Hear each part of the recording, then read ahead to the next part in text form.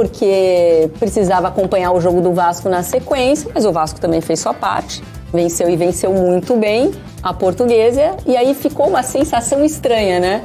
Porque o Botafogo vem de uma sequência boa, uma classificação aí... Classificação não, né? Mas passou de fase na pré-Libertadores, tem toda a expectativa para essa partida contra o Bragantino, foi para o Clássico e o Fluminense também precisava descansar os jogadores, o Botafogo também tinha que dosar a energia, porque não podia estourar ninguém.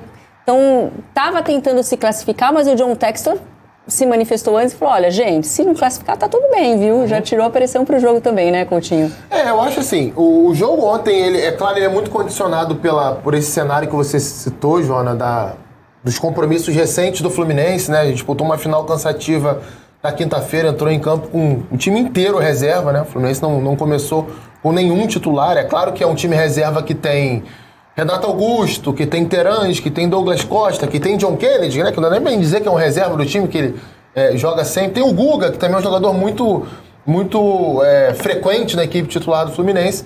E o Botafogo teve 2 titulares apenas, né? De início no jogo. O Gatito Fernandes e o Lucas Jalto, que inclusive falha nesse lance aí do gol que o Fluminense acaba diminuindo o placar ainda no primeiro tempo. O Diniz teve uma opção ontem, né, de escalar um meio-campo muito ofensivo. Lima, Renato Augusto e Terãs, né? São 3 meias de formação. Terãs é quase um atacante.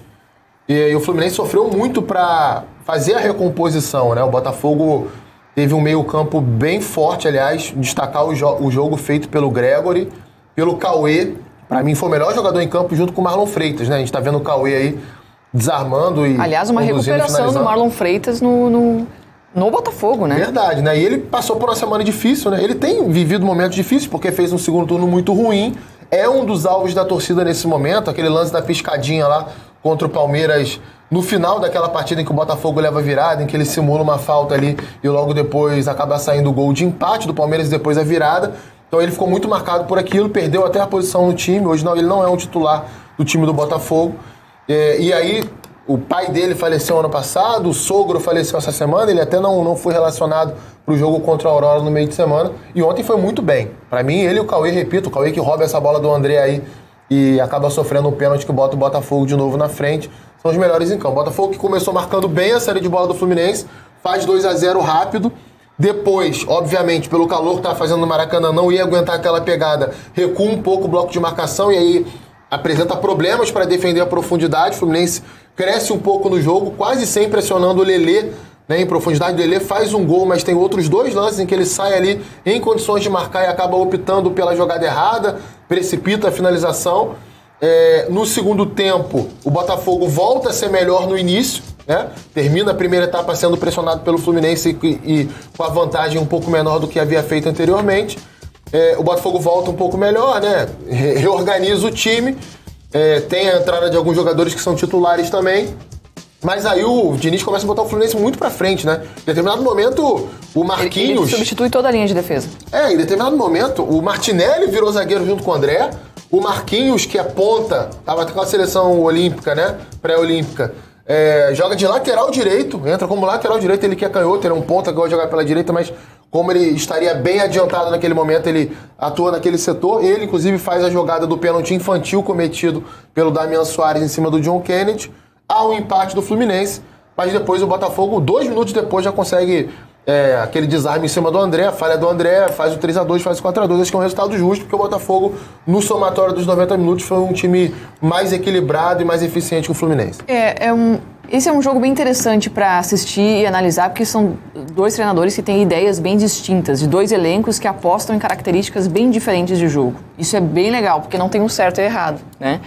Esse não é o melhor Fluminense nem em escalação, o Diniz sabe disso, e também não foi em apresentação, é importante falar. Mas nesse embate da força física que o Botafogo tem contra a técnica do Fluminense, nesse jogo, a energia do Botafogo fez diferença. Porque esse Fluminense, a verdadeira aposta que eu vejo nesse conceito de jogo do Diniz, que é diferente, não é posicional, é de aglomeração num espaço, troca de passes, a verdadeira aposta é em não errar o passe. Se o Fluminense erra o passe na construção e não tem energia suficiente para fazer a pressão pós-perda e recuperar a posse, ele é obrigado a fazer a recomposição defensiva. E ele não tem jogadores com característica de velocidade e explosão para fazer uma recomposição defensiva. Principalmente para ser mais ágil que um time que tem força e velocidade, que é o Botafogo. Para mim foi ali que o Fluminense perdeu a partida. Perfeito. Agora, é curioso a gente falar isso, porque talvez o Fluminense, não sei dizer, mas talvez se tivesse jogado com os titulares, não teria cometido os erros de troca de passes que a gente viu, teria tido um pouco mais de atenção. Mas o que eu quero dizer com isso nós vimos um Fluminense que deu muito certo atuando assim no ano passado. Esse ano a aposta é dobrada. A partir das contratações que o Fluminense faz, aposta de novo e contrata jogadores que têm como qualidade técnica como sua principal característica, muito acima da disposição física desses jogadores que foram contratados. Ou seja, o Diniz aposta nessa forma de jogo, priorizando ainda mais a troca de passes, escolhendo jogadores que não vão errar o passe, porque ele sabe que não pode perder a posse da bola. Mas até que ponto, em algum momento, quando encontrar um adversário que tem essa explosão e essa força como a do Botafogo, ele vai ter que contar também com força física, ele vai ter que contar também com um pouco de agilidade.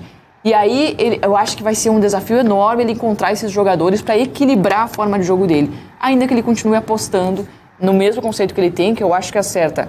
O desafio do Diniz para mim nesse ano é elevar essa régua, elevar esse conceito de jogo, diminuir esse erro, diminuir o risco que corre toda vez que o Fluminense perde a bola. E aí ele vai ter que contar com uma assertividade, um poder de execução quase perfeito dos seus jogadores para não correr tantos riscos. E sabe o que é legal da gente frisar? O Fluminense recentemente tem tido muitos problemas com o Botafogo, né?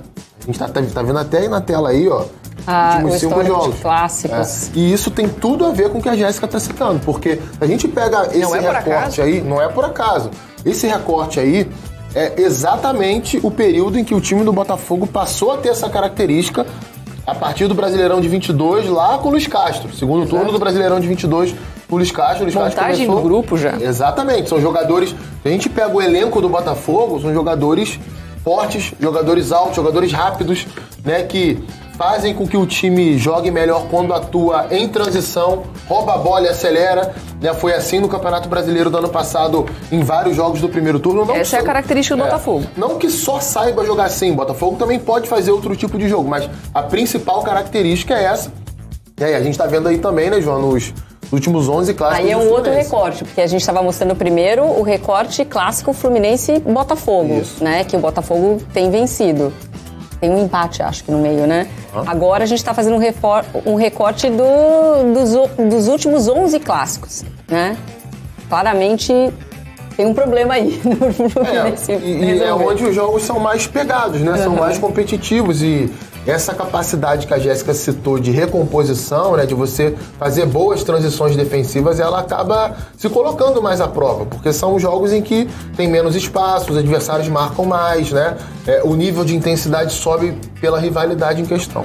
E não é que o Diniz ele não observe isso, eu tenho certeza absoluta que ele já fez essa análise e já entendeu. É que ele acredita de fato que o time dele pode ser muito eficiente e pode alcançar os seus objetivos abrindo mão da recomposição defensiva. Abrindo mão de ter isso como prioridade no seu time. O time vai ter que recompor, é óbvio, mas isso não é uma prioridade pro Diniz, porque ele acredita em outro jogo. Eu acho isso muito legal, é muito bacana, mas ele vai ter que encontrar um encaixe perfeito, talvez o equilíbrio nos jogadores que ele está escalando, entre jogadores que têm uma parte física mais aprimorada. Será que ter a linha defensiva toda ela priorizando a parte técnica é um acerto? Ele vai ter que começar a pensar um pouco mais. Será que um André no meio campo fazendo uma pressão não é melhor do que ter ele numa linha defensiva? A gente não tá desperdiçando o talento desse atleta, talvez por ali, que quando ele está na linha defensiva é para fazer a saída de bola, mas ele no meio campo ele pode contribuir na saída de bola e fazer essa pressão pós-perda. Então, acho que é uma análise que o Diniz vai ter que fazer para diminuir ainda mais seus erros, porque o erro de passe ele vai acontecer. E no jogo de ontem, isso fica ainda mais nítido pela formatação do meio campo, né? E tem o Lima, né? O Lima, em muitos momentos, era o jogador mais recuado do meio campo, junto com o Renato Augusto, que é um jogador que fisicamente não consegue Renato entregar Augusto jogou 90 minutos ontem. E já tinha jogado um pouco mais de 30 na última quinta-feira. Inclusive, o lance do segundo gol é uma bola perdida pelo Lima no ataque, que o Matheus Ponte, lateral direito do Botafogo, ele passa com muita facilidade pelo Renato Augusto. Não é a característica Renato não dele vai fazer dar o aquilo, combate. né? Ele não vai correr para trás, ele não vai fazer uma pressão pós-perda forte. Transição defensiva dele nesse momento da carreira não é o ponto forte. Então, se você expõe jogadores a ter que fazer isso a todo momento, é claro que não era a proposta do Fluminense. O Diniz queria ter a bola no campo de ataque, empurrar o Botafogo para trás, mas o Botafogo, com uma boa pressão no campo de ataque no início do jogo, acabou inibindo isso. E também, quando recuou, tinha uma boa marcação no setor do meio campo. O problema do Botafogo ontem no jogo foi defender a profundidade, né? Sempre que o Terãs recuava para receber essa bola, trocava passes ali com o Renato e com o Lima pelo lado esquerdo de defesa do Fluminense, já quando o Botafogo marcava mais atrás, ele conseguia dar o passe em profundidade. Foram 2 do Terãs, se eu não estou enganado, acho que o outro foi do Lima, um passe em profundidade pro Lelê, e nos 3 o Lelê conseguiu atacar a profundidade ali por trás do Bastos e do Lucas Halter, e um deles fez o gol, uma falha direta do Lucas Halter e também o Gatito ali numa saída meio em falso, e depois o Lelê acabou tomando decisões erradas, conseguiu dominar a bola de frente com o goleiro, primeiro perde um gol, num lance que a defesa do Botafogo parou pedindo impedimento, e numa outra ele se precipita, ele acha que o zagueiro está próximo dele e finaliza logo, de longe do gol, a bola vai para fora, assim, longe da meta. Então, acho que esse foi o principal problema do Botafogo ontem, natural também, porque era um time muito mexido, né? O foco do Botafogo é o jogo de quarta-feira contra o Bragantino, e assim, até para pegar um pouco a análise pro lado do Botafogo, e naquilo que você citou, Joana, do Textor, o Botafogo chega muito mais confiante contra o Bragantino do que chegaria uma semana atrás. Sem dúvida. Né? O time... outro era Botafogo, né? Exatamente, era aquilo Botafogo. que muita gente falou, e eu particularmente falei muito sobre isso aqui também, era necessário virar a página. Né? O Thiago Nunes, enquanto era técnico do Botafogo, todo o revés que o Botafogo sofria, um empate, uma derrota... Lembrava o assunto. Era toda hora, falava de 23. Sabe, é claro que isso poderia estar influenciando, ninguém está duvidando disso. Mas deveria partir dele, né? Essa virada de página. Exatamente. Se tem, Ele viveu, alguém... né? Ele viveu 2023. Ele era parte integrante. Ele era parte, então para ele também era difícil tirar. Mas se tinha alguém internamente que poderia dar um basta nisso, virar essa página, é o treinador. Através do discurso para a imprensa, para a torcida, né, para os jogadores... Você tem que começar a fazer isso. Se você, a todo momento que você tem uma decepção, você ficar voltando ao passado para justificar, né? Não que o Fábio Matias, que a gente está vendo aí, ele tenha tido alguma decepção, não. Ele pegou o Botafogo venceu a Aurora, um time muito limitado, muito bem na última quarta-feira. Mas o Botafogo sofre o empate ontem e não se abate. Exatamente. Já é Eu ia chegar aí. Bem interessante. Porque assim, é claro que ele não teve derrota, mas ao longo dos jogos, né? E do jogo de ontem, sobretudo, o Botafogo teve um momento ali que, se tivesse que ligar o sinal de alerta do trauma do ano passado, teria ligado. O Botafogo jamais, em 2 minutos, teria recuperado aquela bola, 2 minutos depois do empate do Fluminense, e ter feito aquele gol. Né? Porque seria um time que ia se abater, ia se entregar, não ia subir marcação, porque isso é um sinal que o time dá de que ele está confiante. Se eu estou subindo marcação, eu estou confiante para roubar a bola. Né? Se eu não estou confiante, eu vou ficar quietinho aqui atrás, esperando o adversário para tentar encaixar um contra-ataque. O Botafogo fez isso com o Cauê, que foi muito bem no jogo de novo, e acabou vencendo merecidamente. Embora a frustração do Botafogo seja por não ter ficado entre os 4 colocados, o saldo acho que tem que ser esse recorte recente. Porque demonstra um Botafogo bem mais forte. E aí depois daquele 6-0, até escrevi no GE, feliz ano novo, Botafogo. Então de pergunta, será que de fato virou a página? Mas o que a gente está vendo é que de fato virou. Isso era determinante, determinaria o ano do Botafogo se não tivesse virado essa página ainda no Campeonato Estadual. De fato, virou. Então, a Libertadores é o que importa para o Botafogo nesse momento, precisa focar lá. Não classifica por um saldo muito negativo, não adianta. Por mais que tenha virado a página, o saldo era negativo. Foi um Botafogo que não conseguiu vencer os jogos que precisava porque estava jogando muito pouco. Mas eu acho que agora o cenário está bem diferente para o novo treinador que irá chegar, imagino que... Ou não. Imagino que virá. Deve virar, tá, Jô? Já dando minha opinião. Precisa vir. Eu vou falar algumas coisas sobre isso. Mas antes, vamos ouvir os treinadores, então. O Matias, que por enquanto é o treinador do Botafogo, interino ou não, emendou essa sequência positiva de 3 vitórias para o Botafogo. E vamos ouvir o Diniz também. Não, para mim não impacta. Assim, uma coisa que a gente sempre quis ganhar, os 11 que a gente perdeu, a minha vontade sempre foi de ganhar. E a gente tem que continuar trabalhando para melhorar, para que num próximo acontecimento a gente vença, porque se a gente não vencer, a gente não consegue ganhar o Campeonato Carioca, não é verdade? Então, assim, a gente tem que trabalhar e procurar fazer o nosso melhor em todas as partidas e melhorar daquilo que aconteceu no jogo de hoje, como nas outras partidas que a gente não conseguiu vencer. Eu acho que o Fluminense soube, de fato, aproveitar as oportunidades. A gente está muito feliz com os jogadores que vieram alguns jogadores consagrados, como você disse, e eu estou bastante feliz com o elenco que a gente tem. A questão agora é da gente conseguir dar bastante informação para todo mundo que está chegando, com uma maneira diferente de jogar, para todo mundo ficar mais ou menos na mesma página. O que aconteceu hoje, assim, depois de ter um jogo como de quinta-feira, é muito difícil fazer o foco de novo. Esse jogo pareceu um pouco o jogo nosso contra o Botafogo, quando a gente acabou de passar a semifinal contra o Inter, numa quinta-feira à noite também, no domingo, 4 horas da tarde, a gente também perdeu um jogo de 2-0, uma coisa meio parecida. Em 5, 6 minutos tomamos 2 gols. Então é uma coisa que a gente precisa aprender a conviver com esses momentos, quando a gente tem um momento de celebração importante, a gente tem que saber restabelecer logo o foco para poder fazer partidas mais equilibradas.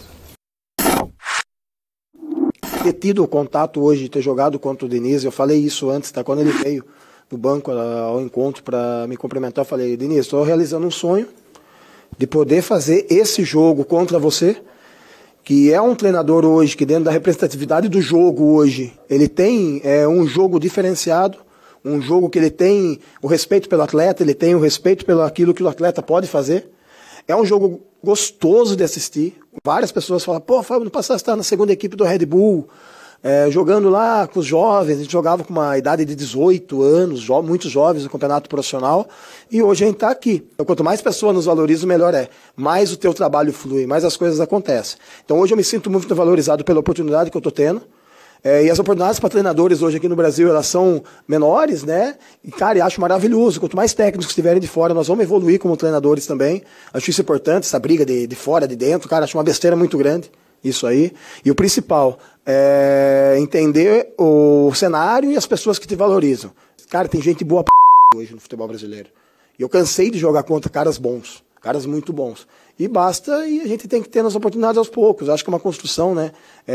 E hoje que eu estou tendo hoje, essa oportunidade aqui, tá? E, de novo, frisar, preparar para quem venha. Vamos preparar as coisas, deixar organizado, tudo em ordem, da melhor forma possível. Então, estou vivendo um sonho, mas é um sonho real.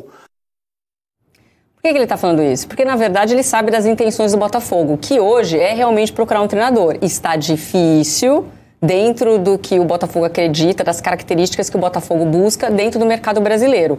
O que esses resultados dão ao Botafogo? Tirou a pressa. Então, como é que o Botafogo vê nesse momento? Olha, tem os nossos jogos-chave da temporada contra o Bragantino. Tá dando certo? Não precisamos mexer agora. Vamos fazer com calma.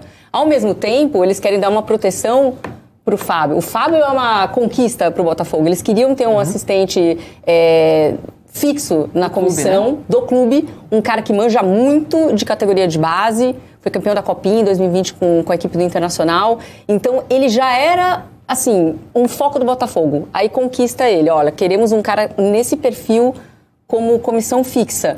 E ele tá dando um resultado que o Botafogo precisava, ter um pouco de tranquilidade para esse jogo contra o Bragantino, que de fato é o mais importante até agora.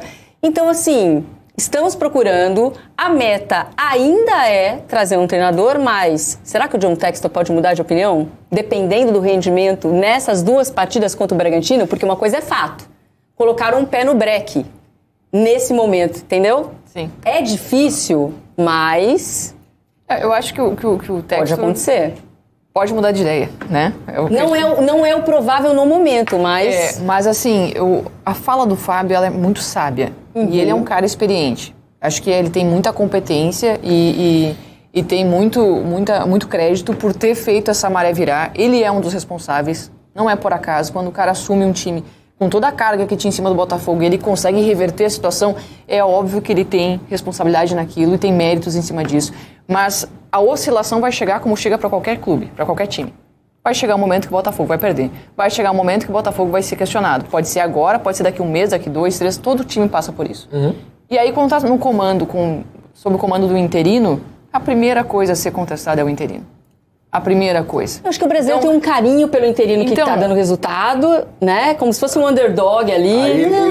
Mas o Botafogo já passou por isso. Mas precisa de uma personalidade, um personagem forte, de experiência no comando do Botafogo, para quando chegar esse momento de instabilidade, ele saber matar no peito. Segura. O Luiz Castro foi isso. Exato. O Luiz Castro foi isso. O Luiz Castro ele passou um ano basicamente em pé de guerra com a torcida do Botafogo. A torcida queria ver o Luiz Castro fora do clube. Até o time começar a encaixar no Campeonato Brasileiro do ano passado, ele sustentou muito essa crise. É verdade que em alguns momentos mostrou que sentia as vaias, sentia as cobranças, se posicionou de forma mais firme algumas vezes na imprensa, até foi infeliz em algumas palavras que falou, mas depois conseguiu se estabelecer e o time desenvolveu. Então, esse cenário que a Jéssica citou aqui, esse espiral, acontece. A gente já viu tantos clubes acontecendo isso, e até com treinadores que foram efetivados, né? Primeiro o cara começa a dar resultado. É claro que o Fábio sabe muito de futebol, assim como vários outros jogadores de base. Não é em detrimento ao Fábio. Sim, para preservar o profissional. Qualquer um que estiver no lugar do Fábio, qualquer um que estiver no lugar do Fábio nesse momento, vai passar por isso caso os resultados sejam positivos inicialmente. Primeiro, ele é olhado como alguém inovador. Olha, esse cara quis... Ele é um cara alinhado ao que se faz no futebol internacionalmente, é um cara que soube entender os jogadores, o cara que é parceiro dos jogadores. Aí, se os resultados não começam a vir, as mesmas pessoas que falaram isso vão dizer, mas não tá pronto, olha lá, não tem peso no vestiário. Aí quem já tem um vocabulário um pouquinho mais agressivo chama de estagiário. Então, assim, a gente conhece como é que funciona isso. O Fábio, óbvio que conhece também. Se destacou na base aí de vários clubes, passou por vários clubes, assim como ele tem muitos profissionais de qualidade em diversos clubes brasileiros, no Botafogo também tem. E é legal quando a gente vê que pessoas assim, que se esforçaram e que têm conteúdo, conseguem tirar um resultado de um clube que está em crise inicialmente. Mas eu acho que para o momento do Botafogo, para aquilo que se exige, a diretoria vai seguir procurando e acho que vai ser muito uma oportunidade. Ela certamente está mapeando o mercado, está analisando os nomes, provavelmente está conversando, fazendo algumas entrevistas aí, ou colhendo informações com pessoas próximas a esses profissionais, e no momento oportuno pode trazer esse treinador. Mas foi o que você falou, os bons resultados, né? O time entrando nos eixos, né? Sendo competitivo novamente, dá tempo, dá tranquilidade para essa busca, essa tomada de decisão serem perfeitas. Vamos de Mário Alberto, então? Fez uma charge em homenagem aos eliminados. Você também? Pergunta o mosqueteiro. Já podem até fazer um amistoso aí, né? De preparação do Campeonato Brasileiro mais pra frente. A situação um pouco semelhante, né? Foram eliminados no último instante, praticamente. No momento que parecia uma recuperação ali, mas não deu tempo. Tem semelhanças, né? Algumas semelhanças. Tem sim. Bom, redação vai para um rápido intervalo. Sai daí que a gente volta já já.